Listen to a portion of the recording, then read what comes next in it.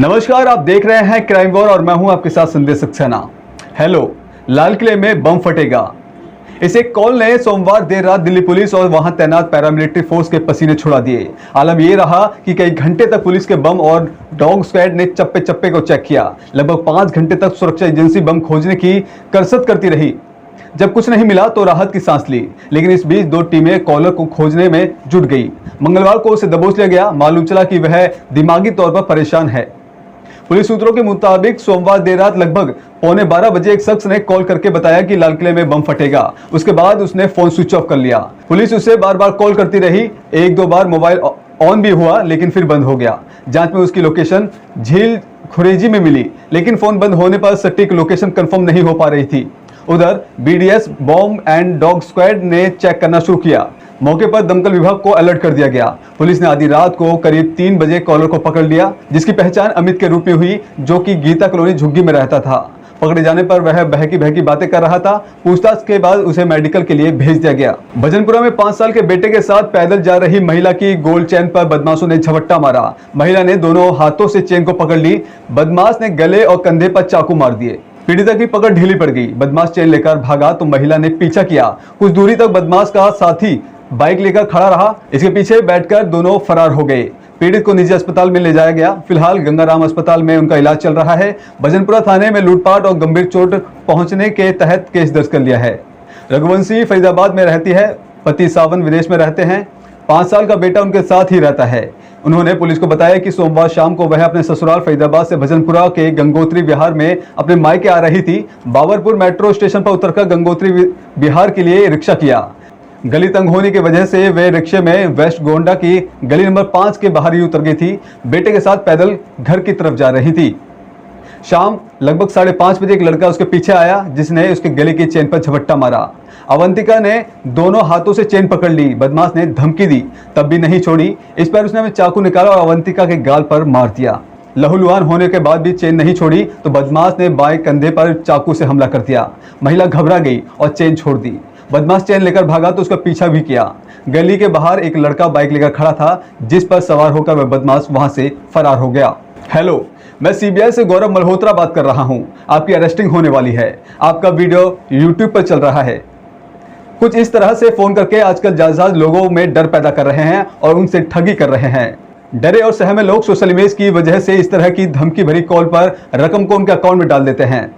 रोहिणी जिले में भी इस तरह का मामला सामने आया। पीड़ित की शिकायत पर साइबर सेल ने केस दर्ज कर लिया। आरोपी की पहचान करने में जुट गई। पुलिस सूत्रों के मुताबिक 31 वर्षीय पीड़ित अपने परिवार के साथ रोहिणी इलाके में रहते हैं। वह एक प्राइवेट कंपनी में जॉब करते हैं। पीड़ित ने पुलिस को बताया कि उनके पास एक अनजान नंबर से फोन आया। फोन करने पर वो खुद को सीबीआई का अधिकारी गौरव मल्होत्रा बता रहा था। उसने पीड़ित को बताया कि उनका अश्लील वीडियो यूट्यूब पर चल रहा है, उसे जल्द हटवा ले, नहीं तो वह गिरफ्तार हो जाएंगे।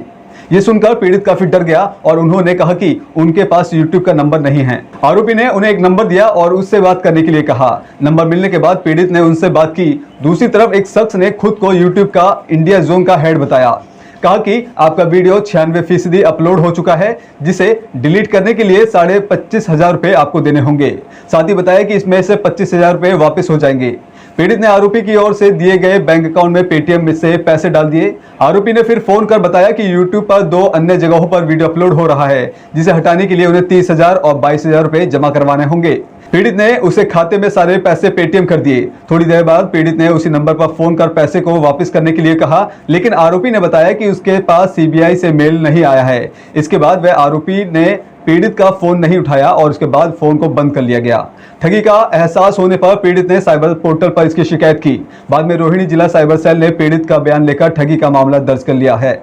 वहीं दिल्ली सरकार की ओर से इस साल बचे दिनों के लिए एक ड्राई डे की नई लिस्ट जारी कर दी गई है। नई लिस्ट के मुताबिक अब बचे हुए दिनों के लिए 6 दिन ड्राई डे होगा। इससे पहले 3 दिन के लिए ड्राई डे रखा गया था, जिसको लेकर विवाद भी हुआ था। लिस्ट के मुताबिक 5 अक्टूबर दशहरे के दिन कल भी ड्राई डे होगा। कल और बाकी के अगले 5 दिनों में भी दिल्ली में शराब नहीं मिलेगी।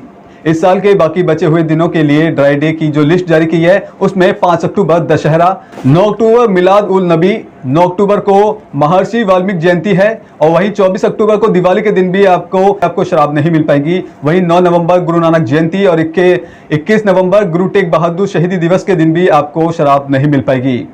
मिलाद उन नबी और वाल्मीकि जयंती दोनों एक ही दिन है, इसलिए 9 अक्टूबर रविवार को है। दिल्ली में शराब नीति को लेकर काफी विवाद और इसके बाद सीबीआई जांच भी हो रही है। इस मुद्दे पर केंद्र और दिल्ली सरकार दोनों आमने सामने आ गए हैं।